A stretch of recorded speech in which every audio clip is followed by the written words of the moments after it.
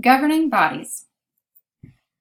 The governance of intercollegiate athletics in the United States is based on 3 levels of control. These include institutional, conference, and national. The institutional level would be the individual institutions such as Reinhardt, Shorter, or the University of Georgia. The conference level consists of conferences such as the SEC, ACC, and Pac-12.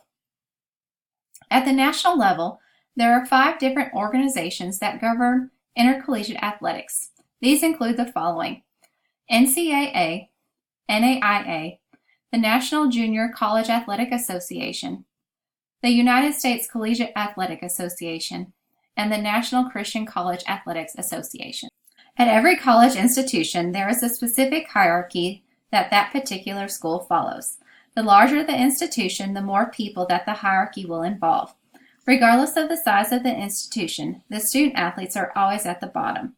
The education of these student athletes is why this hierarchy exists. The next in line are the coaches. Athletes receive most of their athletic instruction from their coaches. The coaches are responsible for their specific programs. Athletic administrators are the next level. This level of people are typically responsible for budget management, facilities, fundraising, marketing, and compliance. Above the athletic administrators is the athletic director, also known as the AD. He or she has the ultimate responsibility for everything within the athletic department. Some things that fall under this responsibility include personnel decisions, as well as the integration of athletics, university, conference, and national organization regulations. The highest level of individual authority on the campus is the president or chancellor. At the very top of the hierarchy is the institution's board of trustees.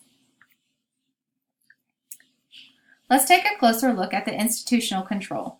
Each institution has the following control. First, the institution holds authority over the level and scope of athletic competition they offer. In other words, the school decides what programs they will sponsor. Next, the institution chooses whether or not it wants to join a conference. Generally, institutions look to join a conference that may be geographically close, similar in the type of institution, and sponsor the same intercollegiate teams. However, an institution may be in one conference for the majority of sports and may have to join another if that conference does not support a specific sport. Lastly, the institution chooses its membership in a national governing body. The national governing body provides postseason championship opportunities, aids in establishing a level playing field through rules and regulations, and promotes intercollegiate athletic competition.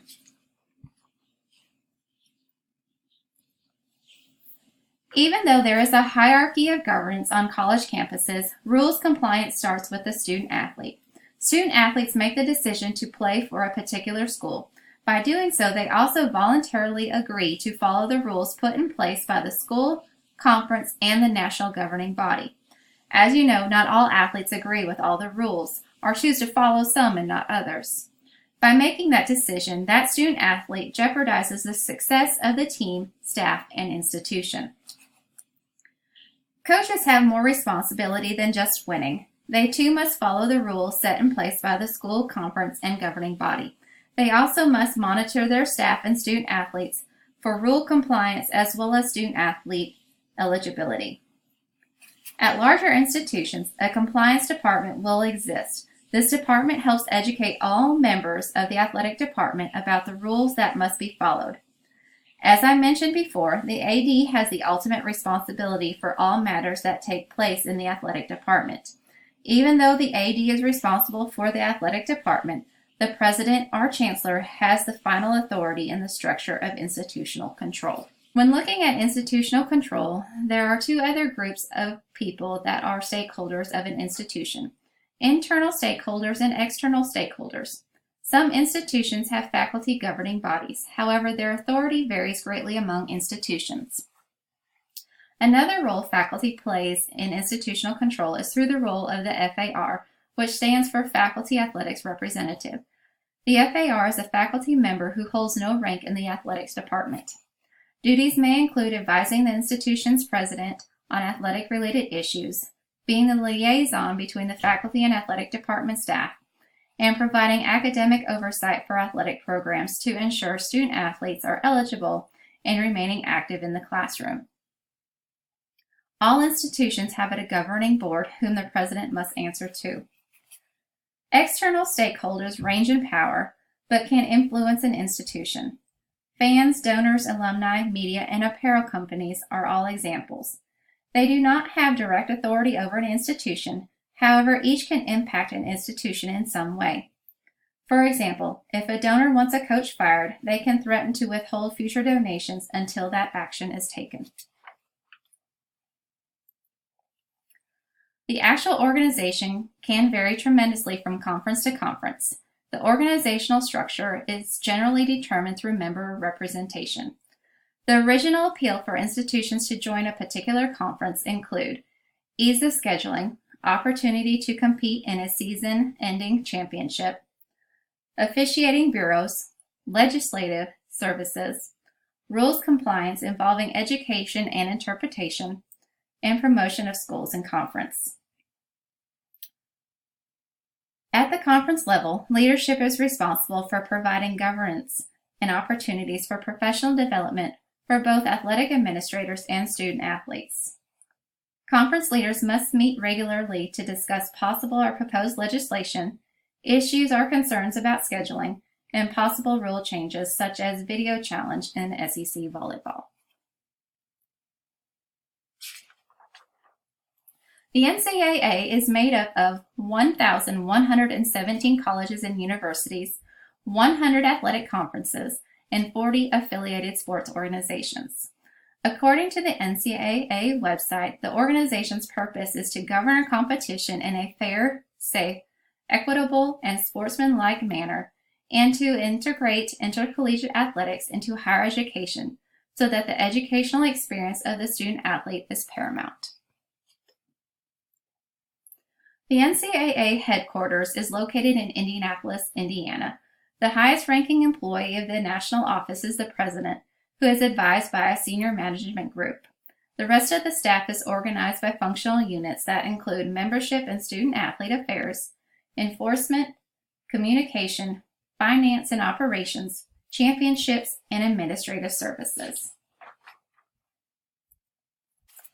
The NCAA is made up of various divisions. Division I provides the most funding across all sports. It is the most publicized and highly visible of all NCAA divisions.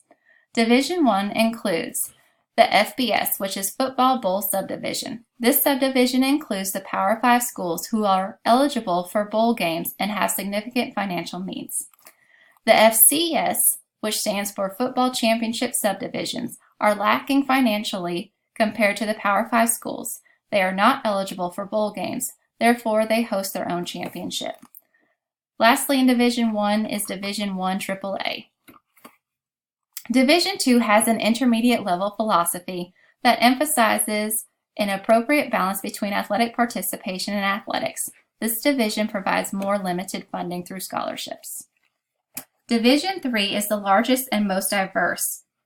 81% of institutions in Division III are private institutions.